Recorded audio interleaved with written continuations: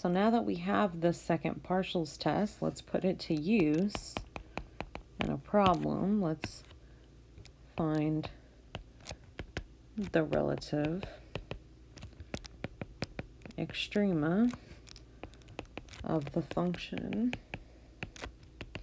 negative x cubed plus 4xy minus 2y squared plus 1. So I look for my partial derivatives.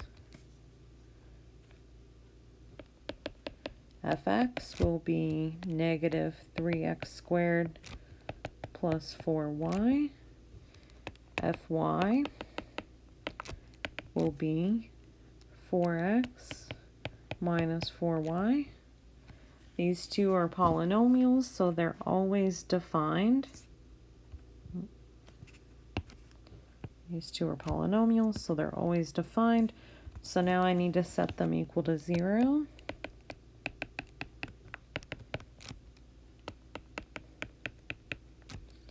And solve this system of equations.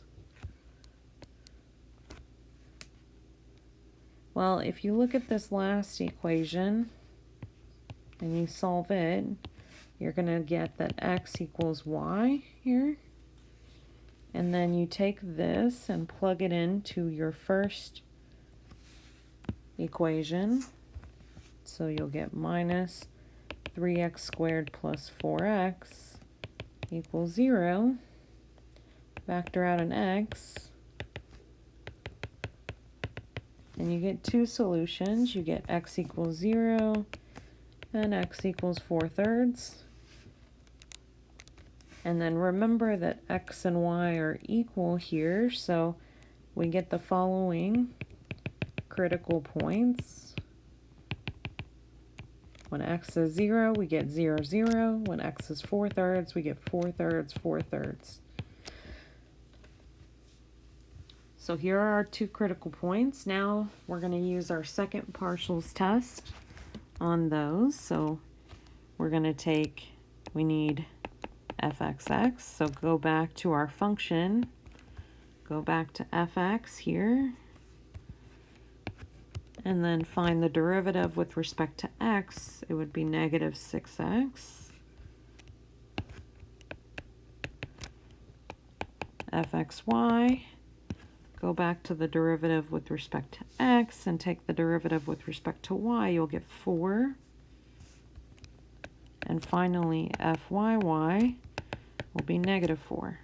So we can now, let's start with our first critical point. Let's start with the point 0, 0.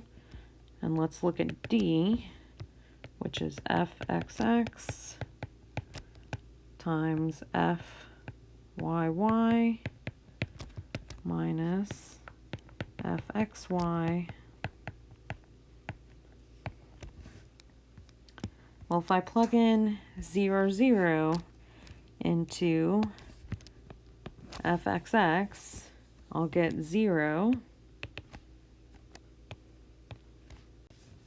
times a negative 4 minus 4 squared. So D would be negative 16, which is less than 0.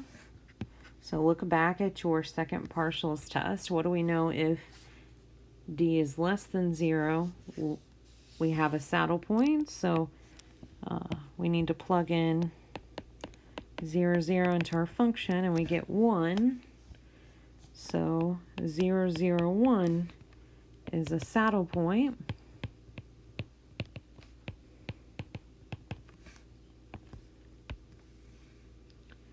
And now we need to repeat this for our other critical point, which was 4/3, 4/3. So D fxx at our point, fyy at our point, minus fxy at our point, squared. So here, you're going to plug in our point into fxx, so negative 6 times 4/3, FYY is a -4.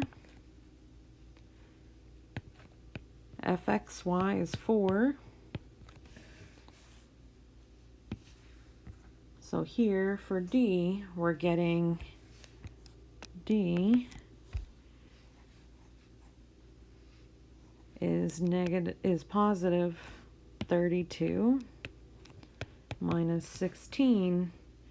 So D is 16, which means D is positive. If D is positive, we need to go back and look at FXX. And if you look back at what we got for FXX, it was -8, which is less than 0. So if you look back at the second partials test, when D is positive, but FXX is negative, we have a relative maximum.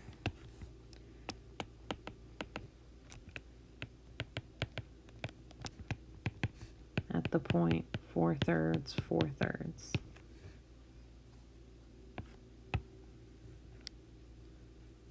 So in this case, we only have one relative extremum. We have a relative maximum, but we also have a saddle point.